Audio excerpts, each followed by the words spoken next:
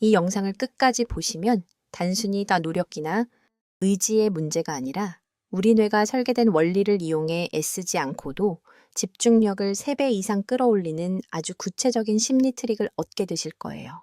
사실 우리가 집중을 못하는 건 의지가 부족해서가 아니라 오히려 너무 잘하려고 애쓰는 그 마음 때문에 뇌가 비명을 지르고 있는 것일지도 모르거든요. 지금 이 순간 한번 상상해 보세요. 늦은 밤, 방 안은 조용하고 책상 위 스탠드 불빛만 환합니다. 노트북 화면에는 하얀 빈 문서 위에 커서가 깜빡이고 있죠. 자, 이제 진짜 시작하자라고 다짐하며 커피 한 모금을 마셨는데 정신을 차려보니 손에는 스마트폰이 들려 있습니다. 의미 없는 숏폼 영상을 넘기며 낄낄거리다가도 문득 시계를 보면 1시간이 훌쩍 지나 있죠. 가슴 한구석이 묵직해지면서 나 왜 이럴까 하는 자책감이 밀려옵니다. 이 답답한 공기, 그리고 나만 뒤처지는 것 같은 불안함. 이런 상황, 우리에게 참 익숙하고도 아픈 장면이죠. 우리는 왜 매번 이 집중력의 늪에서 허우적거리는 걸까요? 이 고민, 정말 많은 분이 밤잠 설치며 하시는 보편적인 고민이에요. 함께 우리 마음의 지도를 따라가면서 그 답답함의 실체를 부드럽게 들여다볼까요? 이야기를 시작하기 전에 여러분의 소중한 마음 성장을 위해 구독과 좋아요 한 번씩만 부탁드릴게요. 여러분의 클릭 한 번이 우리 채널이 계속될 수 있는 따뜻한 응원이 됩니다. 우리는 흔히 집중력을 마치 내가 원할 때 켰다 껐다 할 수 있는 전등 스위치라고 생각하곤 해요. 하지만 심리학의 관점에서 보면 집중력은 스위치보다는 오히려 길들여지지 않은 야생마에 가깝습니다. 내가 억지로 고삐를 세게 잡아당길수록 야생마는 더 거칠게 날뛰며 저항하죠. 우리가 집중해야 해라고 강박적으로 자신을 몰아쓸수록 뇌는 그것을 위협으로 받아들이고 도망갈 궁리만 하게 됩니다.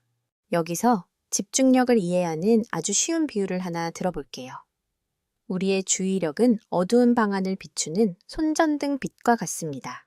마음이 평온할 때는 손전등 빛이 한 곳을 고정해서 환하게 비추지만 우리가 불안하거나 잘해야 한다는 압박을 느끼면 이 손전등을 든 손이 미친 듯이 흔들리기 시작해요.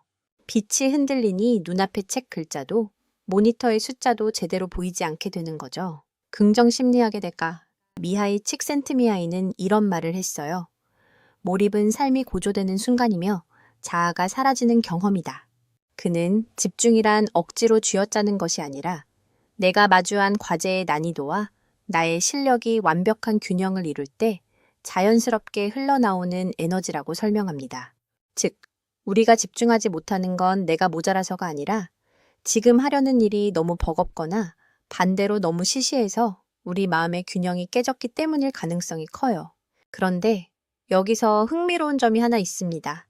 이 야생마 같은 집중력을 아주 손쉽게 내 편으로 만드는 물리적인 장치가 있다는 사실 알고 계셨나요? 내 의지력과는 상관없이 우리 뇌를 즉각적으로 집중 모드로 전환해주는 그 비밀을 조금 뒤에 같이 들여다볼게요. 사실 집중력을 높이는 법을 고민하기 전에 우리가 먼저 스스로에게 던져봐야 할 반전 질문이 있습니다. 우리는 정말 집중을 못하는 걸까요? 아니면 이전의 일에서 덜 빠져나온 걸까요? 한번 떠올려 보세요. 중요한 공부나 업무를 시작하기 직전에 확인한 단톡방의 사소한 메시지나 아침 출근길에 봤던 자극적인 뉴스 기사가 일하는 내내 머릿속을 맴돌았던 적 없으신가요? 심리학에서는 이를 주의력 잔류 현상이라고 부릅니다. 미네소타 대학교의 소피 르로이 교수는 사람들이 한 작업에서 다른 작업으로 옮겨갈 때 이전 작업에 대한 생각이 여전히 뇌의 일부를 점유하고 있어 다음 작업의 성과를 떨어뜨린다 라고 설명했어요.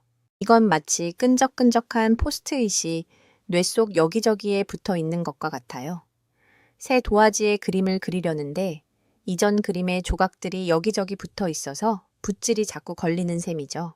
우리가 집중력이 없다고 느끼는 건 사실 내 뇌가 아직 이전의 세계에 발을 담그고 있기 때문일 수 있습니다. 이 주의력 찌꺼기를 깨끗이 닦아내지 않으면 아무리 좋은 집중 전략을 써도 효과가 반감될 수밖에 없겠죠. 그렇다면 이 찌꺼기를 어떻게 제거할 수 있을까요? 여기서 조금 의외의 이야기를 해볼게요. 바로 불완전함을 허용하는 것입니다. 완벽하게 끝내고 다음으로 넘어가야지 라는 강박이 오히려 뇌 속에 더 많은 미련과 찌꺼기를 남기거든요. 오히려 여기까지만 하고 나머지는 나중에 하자라고 명확하게 선을 그어줄 때 뇌는 비로소 안심하고 현재의 과제로 넘어올 준비를 합니다. 실제로 아주 흥미로운 연구 결과가 하나 있어요. 텍사스 대학교의 에이드리언 워드 교수가 진행한 실험인데요. 참가자들을 세 그룹으로 나누어 지능 테스트를 했습니다. 한 그룹은 스마트폰을 책상 위에 엎어두었고 다른 그룹은 가방 안에 넣었으며 마지막 그룹은 스마트폰을 아예 다른 방에 두었죠. 결과가 어땠을까요? 놀랍게도 스마트폰을 다른 방에 둔 그룹의 성적이 압도적으로 높았습니다. 단순히 스마트폰을 보지 않는 것만으로는 부족했던 거예요. 내 시야에 혹은 내 손이 닿는 거리에 스마트폰이 있다는 사실만으로도 우리 뇌는 그것을 보지 않으려고 참는데 엄청난 에너지를 소모하고 있었던 거죠. 즉, 집중력은 새롭게 만들어내는 근력이 아니라 낭비되는 에너지를 막아내는 보존의 기술에 가깝습니다. 현대 심리학의 아버지라 불리는 윌리엄 제임스는 이런 통찰을 남겼습니다. 나의 경험은 내가 주의를 기울이기로 동의한 것들로 이루어진다. 우리가 무엇을 보지 않기로 결정하느냐가 우리 삶의 풍경을 결정한다는 뜻이죠. 여러분의 집중력을 즉시 높여줄 수 있는 아주 쉬운 예시를 들어볼까요? 우리가 다이어트를 할 때 눈앞에 달콤한 케이크를 두고 참는 것보다 아예 케이크를 사지 않는 게 훨씬 쉽잖아요. 집중력도 똑같습니다. 내 뇌를 유혹하는 것들과 나 사이에 물리적인 장벽을 세우는 거예요. 첫째, 5분 만의 마법입니다. 뇌가 이 일은 너무 힘들어 라고 겁을 먹지 않도록 딱 5분만 하고 그만둘 거야 라고 뇌를 속여보는 거예요. 일단 시작하면 뇌의 예열이 시작되거든요. 둘째, 환경의 격리입니다. 집중할 때는 스마트폰을 보이지 않는 곳에 두는 것만으로도 여러분의 지능 지수는 순간적으로 올라갑니다. 셋째, 집중의 신호를 만드세요. 특정 향기의 향초를 켜거나 특정 음악을 듣는 등 나만의 의식을 만들면 뇌는 그 신호를 받자마자 자동으로 집중 모드에 들어갈 준비를 합니다. 여러분의 책상 위에는 지금 무엇이 놓여 있나요? 혹시 여러분의 뇌 에너지를 무의식 중에 뺏어가는 범인이 바로 눈앞에 있지는 않은지 한번 주위를 둘러보시겠어요? 그런데 사실 지금까지 말씀드린 이 모든 방법을 다 잊어버리셔도 좋습니다. 조금 당황스러우신가요? 많은 분이 집중력을 높이기 위해 스스로를 채찍질하고 몰아세우지만 어쩌면 그 반대일 수 있어요. 우리가 이 산만함을 반드시 없애야 할 적으로만 생각하기 때문에 더 고통스러운 걸지도 모릅니다. 오히려 지금은 좀 산만할 수도 있지. 내 마음이 지금 쉬고 싶은가 보다라고 내 상태를 부드럽게 인정해 주는 건 어떨까요? 역설적이게도 집중하려고 애쓰는 마음을 내려놓을 때 비로소 집중의 문이 스르르 열리기도 하거든요.